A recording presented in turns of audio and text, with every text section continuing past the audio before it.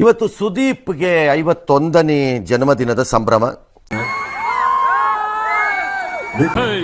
ಅದೇನ್ ಮೋಡಿ ಮಾಡವನು ಐಕ್ಳು ಇವನಂದ್ರೆ ಸಾಯ್ತವೆ. ಸುದೀಪ್ ಸರ್ಗೆ wish happy birthday happy birthday Sudeep sir. ಜಯನಗರದ ಮೈದಾನದ ಒಂದರಲ್ಲಿ ಅವ್ರು ಆಚರಿಸ್ಕೊಂಡ್ರು. ಬಿಕಾಸ್ ಅವ್ರ ಮನೆ ಹತ್ರ ಮಾಡಿದ್ರೆ ಅಕ್ಕಪಕ್ಕದವ್ರಿಗೆಲ್ಲ ತೊಂದರೆ ಆಗತ್ತೆ ಅಂತ.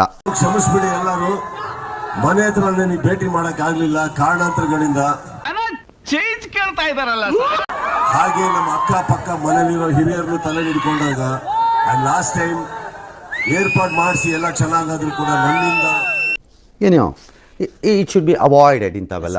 ಕರೆಕ್ಟ್. ಆ ಬ್ಯಾರಿಕೇಡ್ ಹೊಡೆದು ಎಲ್ಲ ತೊಂದರೆಗಳಾದಾಗ ನನ್ನ ಪೊಲೀಸ್ ಸಿಬ್ಬಂದಿ ಮಿತ್ರರಿಗಾದಂತಹ ತೊಂದರೆ ನೋಡಿದಾಗ ಎಲ್ಲರೂ ಕೇಳ್ಕೊಂಡಿದ್ದು ಮನೆ ಹತ್ರ ಬೇಡಿ ಅಂತ, ಅದಕ್ಕೋಸ್ಕರ ಇಲ್ಲಿಗೆ ಬಂದೆ. ಹಾರ್ಡ್ ವರ್ಕನ್ನು ಯಾವತ್ತೂ ನೋಬಡಿ ಕ್ಯಾನ್ ಡಿಫೀಟ್ ಇಟ್. ಅಕ್ಕಪಕ್ಕದವರು ಚೆನ್ನಾಗಿದ್ದಾರೆ, ನನ್ನ ಸರಿ ತಪ್ಪು ತಿದ್ದವರು ಒಳ್ಳೆಯವರಾಗಿದ್ದಾರೆ. ನಮ್ಮ ಅಕ್ಕಪಕ್ಕ ಇರುವಂತ ನನ್ನ ಸ್ನೇಹಿತರು, ನನ್ನ ಕುಟುಂಬ, ಪ್ರತಿಯೊಬ್ಬರು.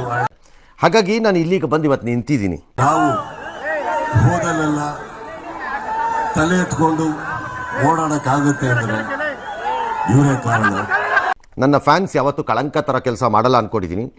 ಯಾಕೋ ಈ ಸೌಂಡ್ ಸ್ವಲ್ಪ ಸರಿ ಇಲ್ವಲ್ಲ? ಇದು single meaning, double meaning, triple meaning?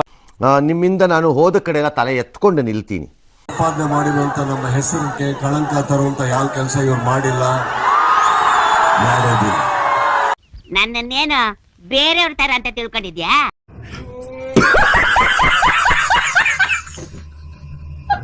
ಒಳ್ಳೆ ಕೆಲಸ ಮಾಡ್ತಾ ಇರೋದು ನಾನೇನೋ ಹೇಳಿದೆ ಅಂತಲ್ಲ, ನನ್ನ ಫ್ಯಾನ್ಸ್ ಅಲ್ಲಿ ಒಳ್ಳೆತನ ಇದೆ ಮೇಡಮ್.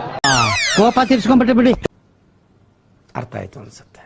ಸಿನಿಮಾ ನಾವೆಲ್ಲರೂ ಮಾಡ್ತೀವಿ, ಸಕ್ಸಸ್ ನಾನು ಒಬ್ಬನೇ ಅಲ್ಲ, ಕನ್ನಡ ಚಿತ್ರರಂಗದಲ್ಲಿ ಇರುವಂತ ಎಷ್ಟೋ ಕಲಾವಿದರು.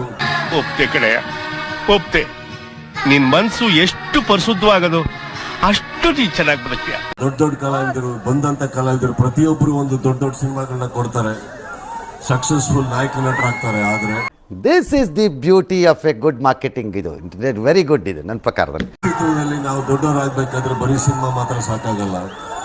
ನಮ್ಮಣ್ಣ ಹೇಳಿದ್ ಕರೆಕ್ಟು. ತಪ್ಪದಾಗೆಲ್ಲ ಚಿಕ್ಕ ಚಿಕ್ಕದಾಗಿ ತಿದ್ದಂತ ನನ್ನ ಮಾಧ್ಯಮ ಮಿತ್ರರು. What you people are doing?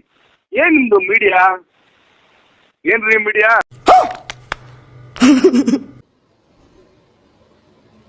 ಮಾತೇ ಇಲ್ಲ.